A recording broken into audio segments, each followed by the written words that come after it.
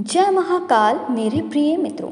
महाकुंभ में शाही स्नान करने का क्या है महत्व, आइए जानते हैं। महाकुंभ के दौरान शाही स्नान के दिन स्नान करने का विशेष महत्व है। शाही स्नान के दिन कुंभ मेला में लाखों करोड़ों की संख्या में तीर्थयात्री जुटते हैं। तो आइए जानते हैं महाकुंभ में शाही स्नान इतना महत्व क्यों है। 13 जनवरी से प्रयागराज में महाकुंभ मेला शुरू होने वाला है। कुंभ के दौरान श्रद्धालु त्रिवेणी संगम में पावन डुबकी लगाते हैं। धार्मिक मान्यता है कि महाकुंभ में स्नान करने से व्यक्ति के सभी पाप मिट जाते हैं और पुण्यकारी फलों की प्राप्ति होती है। कहते हैं कि महाकुंभ के दौरान अगर प्रयागराज में व्यक्ति 3 दिन भी नियम पूर्वक स्नान कर लेता है तो उसे 1 सहस्त्र अश्वमेध यज्ञों को करने के बराबर पुण्य प्राप्त होता है। कुंभ महापर्व के दौरान कभी भी स्नान दान का पुण्य फल पा सकते हैं, लेकिन शाही स्नान के दिन संगम में डुबकी लगाने से विशेष फलों की प्राप्ति होती है। तो आइए जानते हैं कि महाकुंभ का पहला शाही स्नान कब किया जाएगा और इसका क्या धार्मिक महत्व है। शाही स्नान यानी वह स्नान जिसको करने से मन की अशुद्धियां भी दूर हो जाती है। 14 जनवरी 2025 को महाकुंभ का पहला शाही स्नान किया जाएगा। शाही स्नान के दौरान सबसे पहले नागा साधु स्नान करते हैं, इसके बाद ही आम जनता स्नान कर सकती है। शाही स्नान के दिन संगम में स्नान करने से कई गुना अधिक पुण्यकारी फलों की प्राप्ति होती है। इतना ही नहीं, शाही स्नान के दिन स्नान करने से जातक को इस जन्म के साथ ही पिछले जन्म के पापों से भी मुक्ति मिलती है। महाकुंभ में शाही स्नान के दिन स्नान करने से पितरों की आत्मा को शांति मिलती है।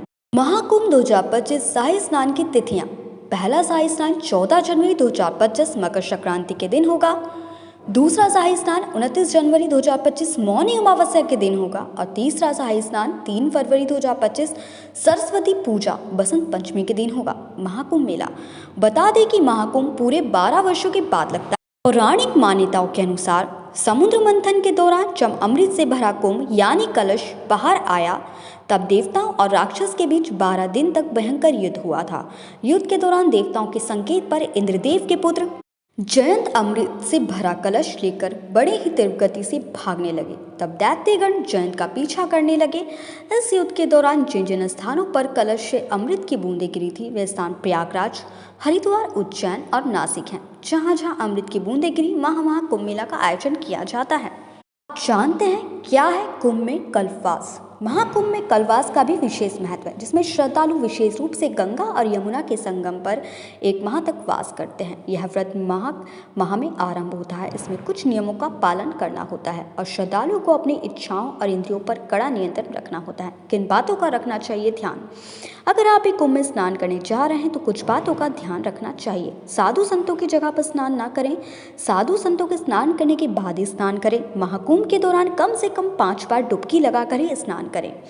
इससे महाकुंभ का फल मिलता है। अगर आप महाकुंभ जा रहे हैं तो महाकुंभ में संगम घाट पर स्नान करने के बाद वहां से त्रिवेणी जल अवश्य घर लाना चाहिए। इसके अलावा संगम की मिट्टी को किसी मिट्टी के बर्तन में लाना चाहिए। इसे घर के मुख्य द्वार और पूजा की जगह रखना चाहिए। अब बात करते हैं प्रयागराज के महाकुंभ का महत्व। प्रयागराज में महाकुंभ लगने से पहले यानी 12 वर्ष पहले हरिद्वार में महाकुंभ लगा था। लोगों की महाकुंभ के प्रति काफी आस्था है। महाकुंभ देश का सबसे बड़ा धार्मिक और सांस्कृतिक अनुष्ठान है। यह हर 12 साल पर देश के सिर्फ 4 जगहों पर ही लगता है, प्रयागराज, हरिद्वार, उज्जैन और नासिक। हरिद्वार, उज्जैन और नासिक में सिर्फ एक नदी है, जबकि प्रयागराज में 3 नदियों का संगम है।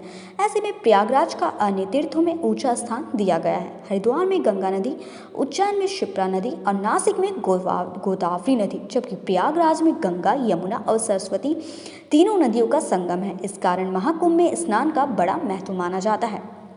स्नान का क्या है सही नियम। अगर आप महाकुंभ में स्नान करने जा रहे हैं तो कुछ नियमों को जरूर ध्यान में रखें, वरना आपको महाकुंभ में स्नान का फल नहीं प्राप्त हो सकेगा। अगर आप शाही स्नान के दिन महाकुंभ में पहुंचे तो याद रहे कि यहाँ पहले स्नान का हक नागा साधु को है, इसलिए गलती से भी उनसे पहले स्नान ना करें। साधु के बाद आप स्नान कर सकते हैं। फिर नहाने के बाद आपको सूर्यदेव का जल अर्घ्य देना चाहिए। ऐसा करने से आपको पुण्य फल मिलता है। नहाते वक्त ध्यान रहे कि अगर आप फैमिली वाले हैं तो मन मुताबिक डुबकी नहीं लगानी है। शास्त्रों के मुताबिक विवाहित लोगों को 5 बार डुबकी लगाना अनिवार्य बताया गया है। इसके बाद आप घर से ले जाए गए चीज़ों, अनाज, कपड़े आदि चीज़ों को गरीब जरूरतमंदों में दान जरूर देना चाहिए। क्या फल मिलता है। प्रयागराज के महाकुंभ में शाही स्नान के दिन विशेष महत्व है, लेकिन अगर आप नॉर्मल दिनों में भी गए तो भी इसका महत्व कम नहीं होता। महाकुंभ में जीवन में एक बार भी आप पहुंच गए तो और स्नान किया तो आपके इस जीवन के साथ साथ पिछले जन्मों के भी पाप धुल जाते हैं। जैसे कि मैंने आपको बताया, पहले नागा साधु को ही स्नान करना चाहिए। तो मेरी आगे वीडियोज़ में आपको पता चल जाएगा नागा साधु कौन होते हैं।